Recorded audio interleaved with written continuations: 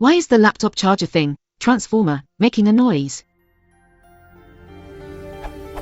The laptop power cable consists of two cables with a transformer in the middle. The transformer is making a tiny noise while plugged in. I think it's normal. Is it normal? What is it exactly?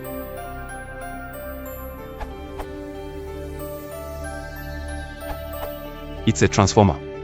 Not Optimus Prime, but a boring device that steps down mains voltage to the voltage your laptop requires. A slight hum is normal.